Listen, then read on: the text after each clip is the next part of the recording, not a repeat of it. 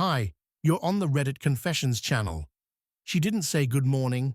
She didn't even look at me.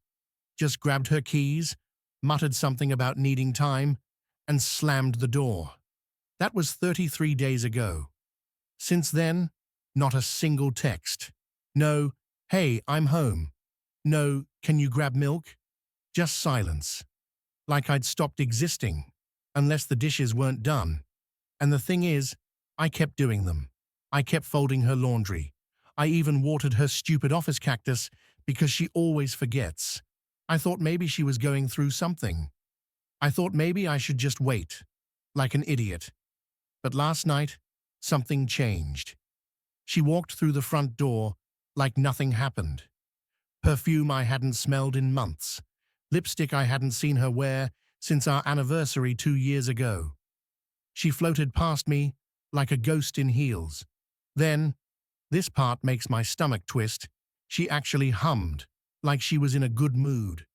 And then casually, like asking what's for dinner, she hugged me. She hugged me.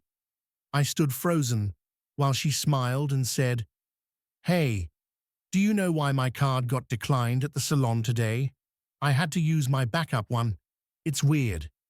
No apology, no explanation, just a hug and a billing issue. I didn't raise my voice. I didn't even blink. I just looked at her and said, "I don't pay for disrespect." Her face went pale. The smile dropped like a phone losing signal. That moment lasted maybe 2 seconds. Then she said something I'll never forget. Something that made me realize I had no idea who I was married to. And if you think that was bad, wait until you hear what was in her glove box. I didn't ask her where she had been. I didn't need to. Her reaction said everything. She tried to laugh it off, said something like, "Wow, you're really going to act like that over a little spending glitch?" I didn't flinch. I just turned back to folding the laundry and let the silence answer for me. That made her furious. Within minutes, she was pacing the living room, making wild accusations. "So what? You're punishing me now? You're trying to control me with money?" I didn't say anything. I just kept folding. That seemed to rattle her more than yelling ever could. She stormed out of the house, slamming the door harder than she ever had before. This time, I didn't wait on the couch. I logged into our old shared Amazon account out of curiosity. I hadn't used it in months, but she never changed the password. My heart started thudding when I saw recent orders. Cologne I've never worn, a whiskey brand I can't afford, and a sleek leather wallet that definitely wasn't for me. All shipped to our house, addressed to her. I checked our Ring camera history. There he was, a guy I'd never seen before. Mid-30s, clean-shaven, too confident, walking out our front door during one of the days I was working overtime. He even had the audacity to wave at the camera like he lived here. She wasn't silent because she was stressed. She was silent because she was replacing me piece by piece. I should have confronted her. I should have screamed, thrown something, demanded answers. Instead, I sat there with a folded pile of her clothes and tears I refused to let fall. She came home past midnight and went straight to bed. I pretended to be asleep. But the next morning, she opened her glove box while I was scraping frost off the windshield, and I saw something fall onto her lap. A handwritten note. Not from me. She didn't know I saw the note. It slipped from her glove box as she reached for her sunglasses, landing on her lap like a secret begging to be read. I froze, staring at it through the windshield. I couldn't read the whole thing, but I caught 2 words scrawled in blue ink across the middle. "Last night." And below it, a little heart. It wasn't my handwriting. She tucked it back inside like it was nothing. No hesitation, no guilt. I should have confronted her right then, but instead, I got into the car and asked if she wanted coffee. She said, "Yeah, oat milk like always." as if we were still some kind of functioning couple. We drove in silence. Her phone buzzed twice, and she tilted it away from me every time. When I asked who it was, she muttered, "Just work," and changed the subject. I let her talk. She told me about some co-worker's promotion, something about gym memberships, some stupid story about a squirrel at the gas station.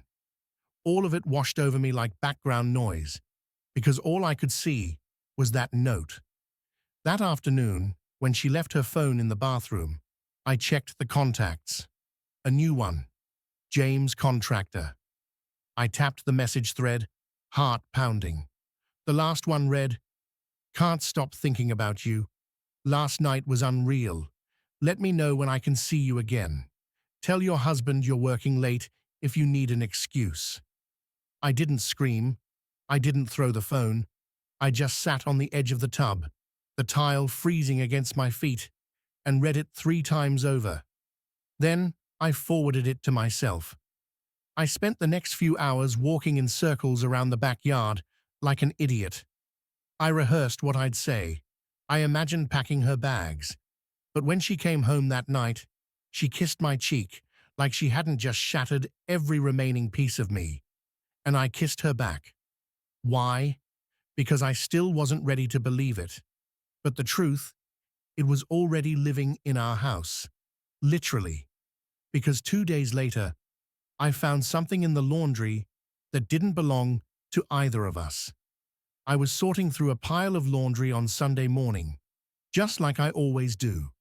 Her clothes always had this faint citrusy scent from her overpriced detergent. But in the middle of folding one of her gym tops, something dropped to the floor.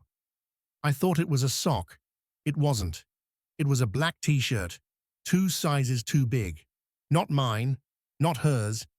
At first, I just stared at it. No tag, no logo, no smell. Just a plain men's shirt that didn't belong to either of us. I went through every excuse in the book. Maybe it was from the laundromat. Maybe it got mixed in at the gym. Maybe I was going crazy. I shoved it back into the basket and said nothing. But later that day, I saw her wearing it. Not outside, not around the house, in bed. She wore it like it was hers, like it was special. I walked into the room and saw her curled up on the edge of the mattress, scrolling through her phone with her legs tangled under that shirt. And I swear something snapped inside me. I asked, "Where'd you get that?" She looked up like she didn't understand the question. "What? The shirt?" She blinked. "Oh, I don't know. Must be one of yours." It wasn't, and she knew it. But she didn't flinch, just kept scrolling like it wasn't a big deal. That night, I couldn't sleep. I lay next to her while she snored softly in that stranger's shirt. I stared at the ceiling and thought about how many lies she told me without ever moving her lips. Silence is a brutal kind of betrayal because it gives your imagination too much room to work with. So, I did something I hadn't done in years. I snooped. While she was in the shower the next morning, I opened her laptop. She never changes her password. I wasn't even sure what I was looking for, but within minutes, I found a hidden folder on her desktop labeled Work. Inside were screenshots, messages, a hotel receipt, and a photo. One photo that made my stomach twist so hard I nearly dropped the laptop. She wasn't just cheating, she was documenting it. I stared at the photo on her screen until my vision blurred. It was the two of them, my wife laughing, leaning into him like I didn't exist. They were sitting on a hotel balcony. She wore the sundress I bought her for our 5th anniversary. He wore the shirt I just found in our laundry. And between them, 2 half-empty glasses and a look on her face I hadn't seen in years. That soft, weightless kind of smile she used to give me.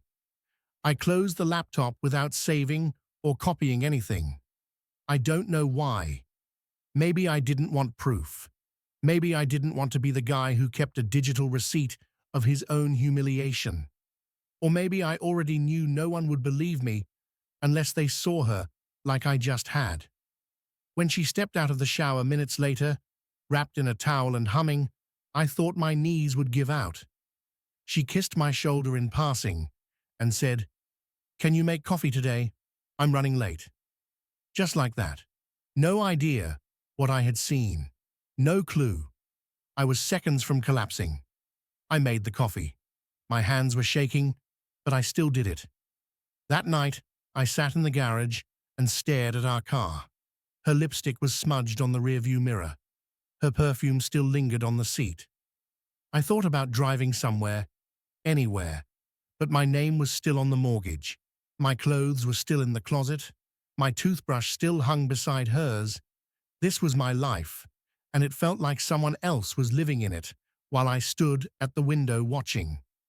The next morning, I asked her directly, "Are you happy with me?" She looked confused, then smiled and said, "You're stable. That counts for something, right? Stable like a chair, like a shelf, like something you put your purse on before walking away." I nodded, but something in me cracked, and for the first time in this entire mess, I started to feel something I hadn't felt in weeks. Not sadness, not jealousy, something sharper. Resolve. I didn't speak to her for 2 full days after that. Not because I wanted to punish her. God, no. I just didn't trust my voice. I was scared of what might come out if I opened my mouth. Not yelling. Something worse. Honesty. She didn't seem to notice anyway. Her routine didn't change. Still left the house with fresh makeup. She still returned late and brushed off my questions with little jokes. She even called me babe again once, as if resurrecting old terms would stitch the past back together.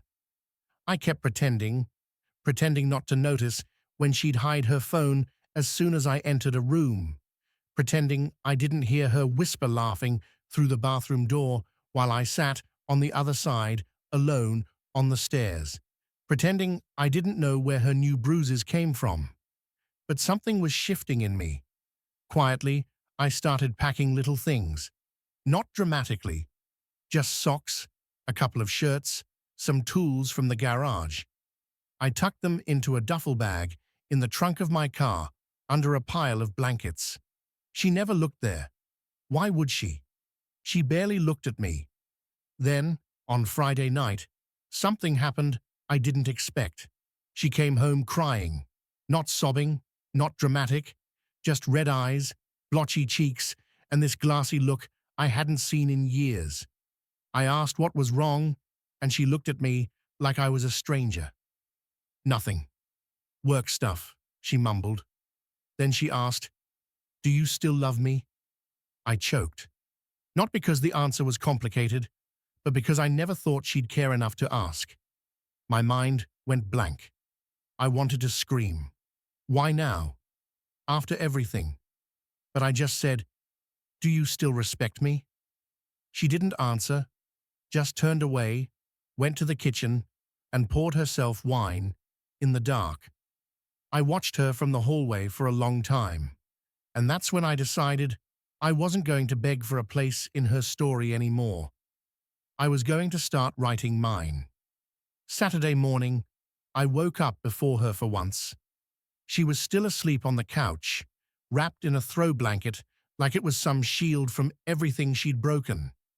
Her wine glass was still on the floor, half full. The room smelled like silence and guilt. I didn't make coffee that morning. I didn't start the laundry. I didn't do any of the things I normally did to keep our broken machine running one more day. Instead, I opened the storage closet and pulled out a box she hadn't seen in years. My old journals tucked beneath dusty winter coats and forgotten photo albums.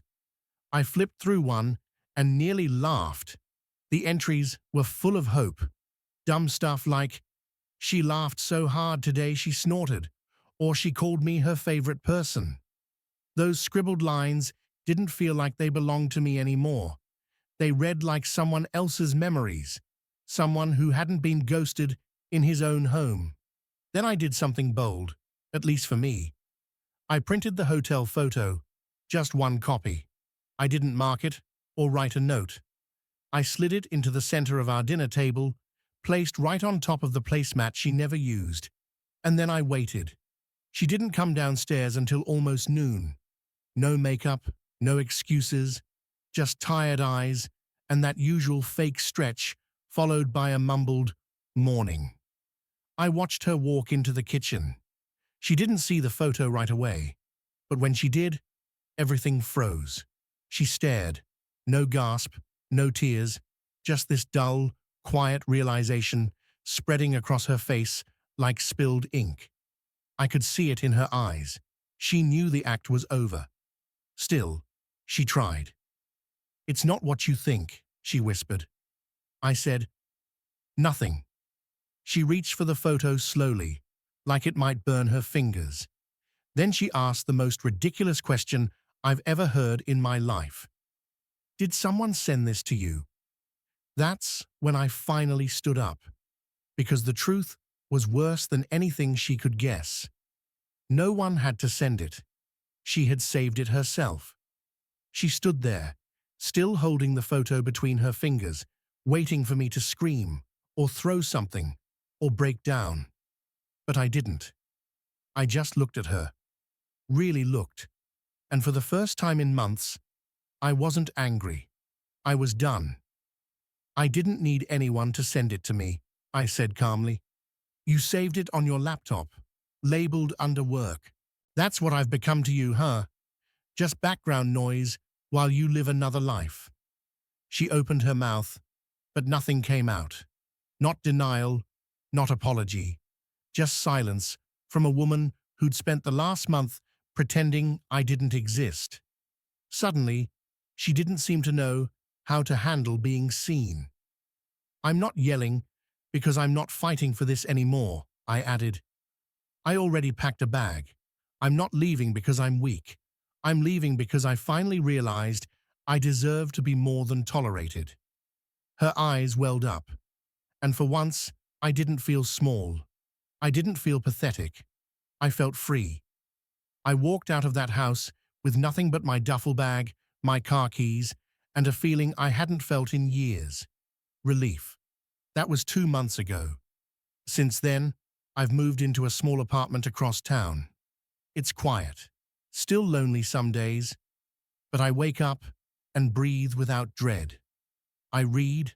I cook weird meals without judgment. I talk to people. I even started journaling again. New entries, ones filled with actual hope, not desperate optimism. And the best part? I finally feel like me again. Not her background character, not her placeholder, just me. She called once. I let it ring. Sometimes closure isn't a dramatic showdown. It's just not answering when they finally notice you're gone. Thanks for listening to my story here on Reddit Confessions. Have you ever stayed too long in something that already ended? What was the moment that finally woke you up? Let me know in the comments.